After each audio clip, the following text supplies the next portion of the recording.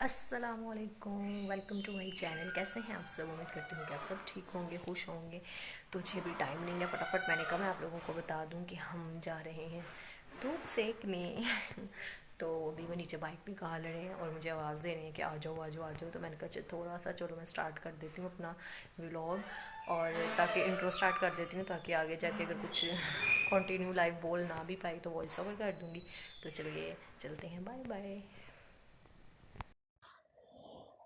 जी, तो हम निकले, जैसे ही बाहर निकले हमारे साथ हो गई एक ट्रेजेडी। हम तो वैसे ही लेट निकले थे थोड़ा-सा 2 बजे के करीब, कि चलो अभी 2 घंटे हैं तो आराम से ना जो है वो धूप एन्जॉय हो जाएगी।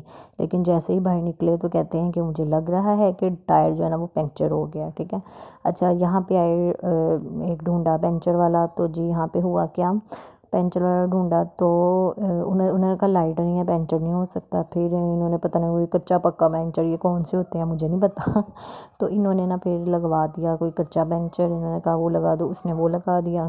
तो ये जैसे ही आगे थोड़ा सा आए हैं तो ये कहते हैं कि उसने पंचर सही नहीं लगवाया और ना अभी भी ना गाड़ी नहीं ठीक। मैंने कहा लो बस ठीक है। तो हमारा जो है ना वो, हमने धूप जो है ना वो इंजॉय कर ली। तो बस जी हुआ ये कि अब दोबारा से हमारी पंक्चर हो गई। और फिर हम ढूंढ रहे थे कि अब कोई पंचर वाला मिले यहाँ पे, और जो है ना वो उसको हम ठीक करवाएं। और फिर बैठ के काफ़ी देर इंतज़ार करना पड़ा, क्योंकि इसकी वो पता नहीं क्या कहते हैं, ट्यूबलाइट या जो भी है मुझे नहीं पता, तो वो ख़राब हो गई थी। वो ही पूरी ही चेंज करवा ली इन्होंने, क्योंकि उधर बाकी भी आए हुए थे सही वगैरह करवाने, ठीक करवाने। तो खैर उसी में जो है हमारा कितना टाइम जो है वेस्ट हो गया। उसके बाद ये हम फाइनली पहुंच ही गए थे। तो फाइनली पहुंचे तो मैंने कहा चलो अब जितना रिकॉर्ड हो सकता कर लेते हैं, क्योंकि धूप तो बिल्कुल ही जा चुकी थी, उधर बैठने का उधर करने का कोई फ़ायदा ही नहीं था। तो फिर मुझे था कि शायद अभी धूप मतलब निकली हो, लेकिन धूप जो है ना वो बिल्कुल ही स्लो हो गई हुई थी, मतलब बहुत लाइट सी थी। हालांकि अभी 3 बजे थे, कोई इतना ज़्यादा नहीं था कि 5 बज गए और इस तरह। तो लेकिन फिर भी जो है ना हम चले ही गए। हमने कहा चलो देख लेते हैं, अब थोड़ी बहुत अगर तो होता है तो फिर चले जाते हैं। और वैसे भी काफ़ी देर बाद मैं लॉरेंस गई थी, काफ़ी देर बाद, वरना तो ना बहुत जाती थी, हर वीक हम लॉरेंस जाते थे। एक ना अपनाइत सी हो गई थी इससे। तो जब अगर हम आउटिंग पे गए भी हैं ना, तो अगर मैं इधर नहीं ना आती तो मुझे ना फील होता था कि ना गए ही नहीं कहीं, तो मैं मिस करती थी। तो लेकिन खैर फिर उसके बाद थोड़ा कम होता गया बाहर जाना, तो फिर गए नहीं। और अब ये काफ़ी देर बाद, क्योंकि एक तो मच्छर आ गया वो डेंगू वाला, और फिर अब स्मोग और ये चीज़ें ना, तो फिर इस वजह से आना जाना भी नहीं रहा। और वैसे भी अब फबीहा माशाल्लाह से साथ होती है, तो उसका देखना पड़ता है सर्दी ना लग जाए, गर्मी ना लग जाए, मच्छर ना काट जाए, 100 चीज़ें होती हैं। तो यहाँ पे ये फ्लावर बहुत ही प्यारे लग रहे थे ना, येलो येलो, और इतना भरा हुआ था फुल फ्लावर्स के साथ। तो मैंने थोड़ा सा कैप्चर कर लिया। मैंने कहा चले आप लोगों को भी एक अच्छी वाइब्स आ जाएंगी, क्योंकि इस तरह देखने से भी ग्रीनरी और ये चीज़ें ना इंजॉय करते, लोगों को देखने से भी इंसान ख़ुद भी इंजॉय करता है। तो मैंने कहा चलो थोड़ा सा मैं रिकॉर्ड कर लेती हूँ। उसके बाद जी यहाँ पे हम ले रहे थे आलू चने। ये एक पूरे लॉरेंस में ये एक बाबा जी हैं जिनके आलू चने आई थिंक बहुत फेमस हैं यहाँ पे, और इनके ही आलू चने सबसे ज़्यादा टेस्टी होते हैं यार, मुझे तो बहुत ही पसंद है। हाय, अभी मैं वॉइस ओवर कर रही हूँ ना तो मेरे मुंह में पानी आ गया। अच्छा जी, तो हम पहुंच गए हैं फाइनली। हाय हाय। ये क्या, ये बस यहाँ पे इसका इतना स्टेप। इतनी जल्दी मिल गई है?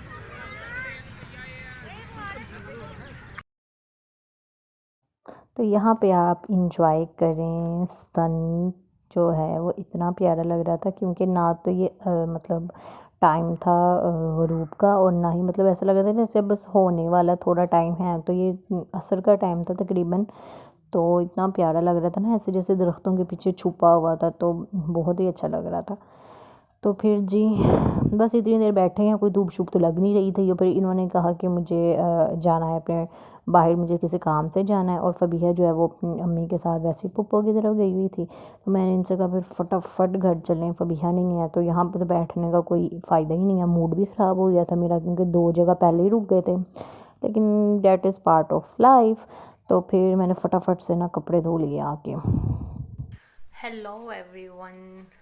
तो आपने देखा कि आउटिंग पे तो हम गए थे, तो हमारे साथ क्या हुआ, खैर एक पूरे दिन की आउटिंग पे तो नहीं गए थे हम, जो है ना वो धूप इंजॉय करने गए थे। लेकिन आपने देखा कि क्या हुआ हमारे साथ।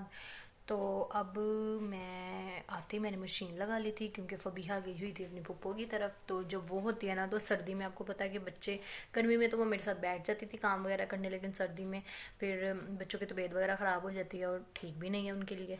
तो फिर वो गई हुई थी, तो मैंने कहा चलो आते फटाफट ही मैंने मशीन लगा ली, क्योंकि काफ़ी ज़्यादा कपड़े भी थे धोने वाले और कुछ मैं लेकर भी आई थी। आप लोगों से शायद मैंने शेयर नहीं किए, वो भी आप लोगों को दिखाऊंगी। फबिया के ना नीचे से पहनने वाली हाई नेक्स वगैरह और ये चीज़ें, उनको भी मैंने वॉश करना था। क्यों वॉश करना था, क्योंकि वो मैं लाई ही वहाँ से थी। तो सस्ता काम किया था हमने। अच्छा जी, तो अब मैं अंदर आई हूँ, सारा बाहर से धो के सारी सफाइयाँ करके ऊपर कपड़े डाल के कपड़े धो के, अब तकरीबन 7:30 7:15 का टाइम है। और अब मैं लेकर आई हूँ खाना खाने लगी हूँ। खाने में वही कल वाले चने चावल खा रही हूँ, कुछ भी नहीं बनाया आज मैंने। और लेकर आई हूँ ये अपना कॉफ़ी का मग भर के, और साथ एक बॉयल एग, क्योंकि तबीयत भी मेरी ठीक नहीं थी।